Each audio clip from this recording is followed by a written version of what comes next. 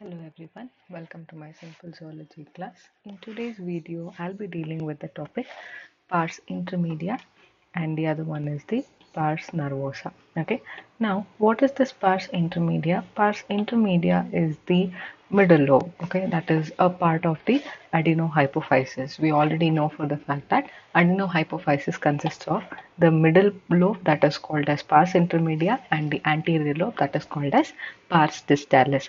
So in today's video, I'll be telling in detail of what are the hormones that is being secreted by these respective regions of the pituitary gland. Okay, starting from the first one, pars intermedia, that is middle lobe. What does this do? This particular pars intermedia is secreting what? A hormone, and the name of the hormone is MSH, that is called as melanocyte stimulating hormone. What is it also called as?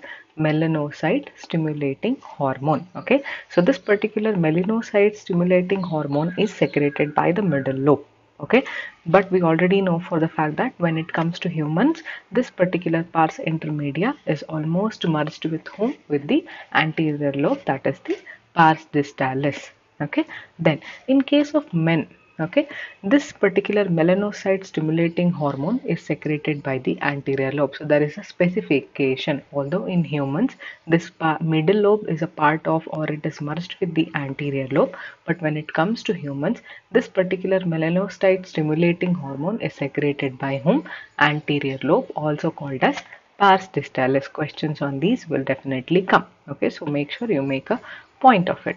Then this melanocyte stimulating hormone is also called as what? Intermedin. So they can also ask questions like this. Intermedin can also be given, or can also be given as what? MSH. Okay, then what does it do? It stimulates the melanocytes to synthesize melanin in case of mammals. Okay, but the role of melanocyte stimulating hormone in determining skin color when it comes to human is not much given information. But yes, you have to remember that. What does it do? It stimulates melanocytes to synthesize what? Melanin when it comes to mammals. Then, but if not in humans, this particular hormone is related to change in color. Like I was saying, this melanin when it comes to human, they do not determine skin color, but when it comes to other categories, like for example amphibians and reptiles, they are related to what? Change in color, and that color changing phenomenon is known as what? Metacrosis. Okay, I'll repeat the whole thing once again. Middle lobe is a part of anterior lobe. What does it secrete? It secretes melanocyte stimulating hormone, but in men, who is secreting this particular hormone? That is the anterior lobe. MSH is also known as what? Intermedin.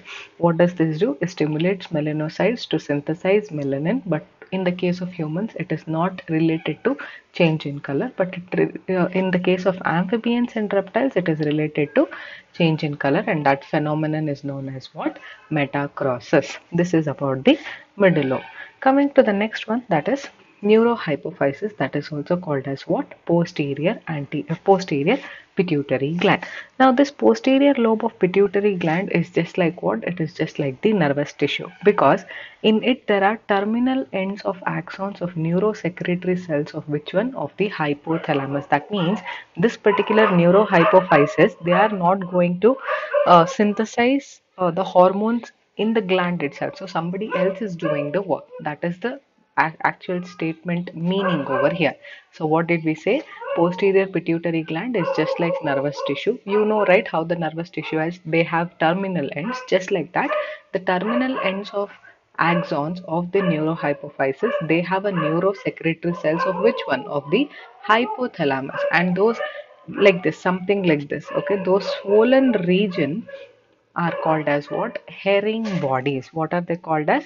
Herring bodies. Now hormones are released in these herring bodies itself. If you can see the diagram over here, hypothalamus, they are the neurosecretory cells. Okay, they are swollen, so they are going to do what? They are going to have a swollen ends. So those swollen ends are called as what? Herring bodies.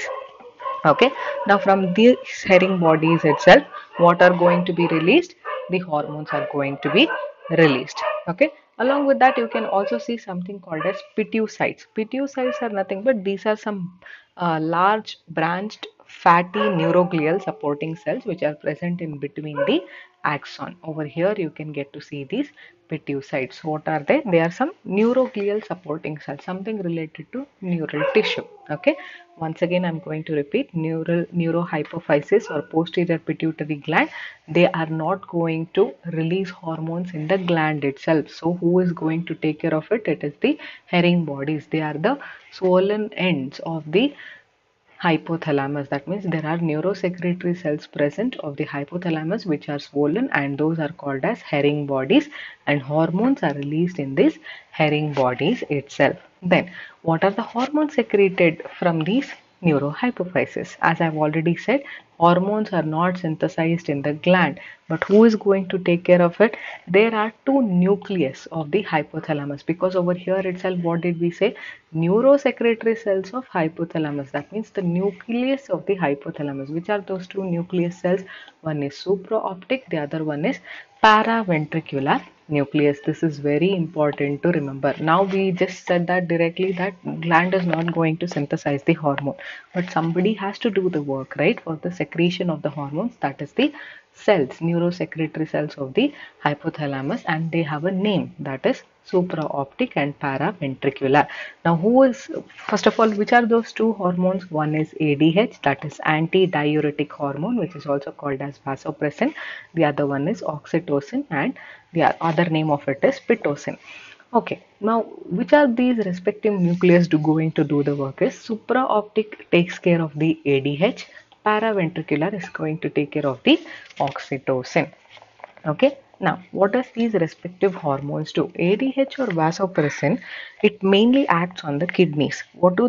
They ensure there is a reabsorption of water and electrolytes from DCT, that is distal convoluted tubule, and collecting duct of the nephron. So thereby preventing what? Preventing diuresis. Diuresis means reduced loss of water through the urine. That itself is called as what? Diuresis. So hence the name is given, called as what? Anti-diuretic hormone. So what do? It acts on kidneys and stimulates the reabsorption of water and electrolytes in DCT and CD of the nephron, thereby preventing what? Diuresis. Okay, hence it is the name ADH, that is anti-diuretic hormone, also called as vasopressin. Then if at all there is less secretion, hyposecretion of ADH, it results into a condition that is called as diabetes insipidus. That means taste less urine or water drinkers disease. It is also called that way. No, so need not have to worry, just for your information I've said. Okay, what are the condition you get to see? Excess urination will be there, diluted urine will be there, excessive thirst will also be there. Excessive thirst is called as polydipsia. So these are the certain condition that results to diabetes insipidus. Intake of coffee, tea, excess alcohol will decrease the secretion of what? ADH. That also you have to remember. Coming to the last one, that is oxytocin, also known as pitocin. So it is considered to be what? A main parturition hormone. What do? It stimulates rapid contraction and expansions of the muscles. Related to which one? Related to the uterine wall. That is when? During the last moment of the gestation, that means during pregnancy. During the labor pains starts just before the childbirth, this particular hormone can also be induced in the body through injection, or it will be naturally produced. So hence the name called as what? Parturition hormone. Okay, another, apart from that, oxytocin or pitocin is also doing another one along with the parturition hormone. What do? This particular oxytocin hormone, it is going to contract myoepithelial cells. Please to remember, myoepithelial cells, where are they located? At the sides of the alveoli of the mammary gland. So basically these particular cells, that is myoepithelial cells, are present in the mammary gland. So because they are contracting these cells which are present at the mammary gland, I mean alveoli of mammary gland, it will help in what? Milk let down, or you can also call it as milk ejection. So hence this can also be, that means oxytocin or pitocin is also considered as what? Parturition hormone, as well as milk ejection hormone is also correct, or milk let down hormone is also correct. So any of the names they can give and ask you to identify which is that particular hormone doing the job. Okay, so these are the important points that I've mentioned about middle lobe and posterior lobe. I hope you have understood the whole concept. If you have liked my video, please like, share, and subscribe. Thank you.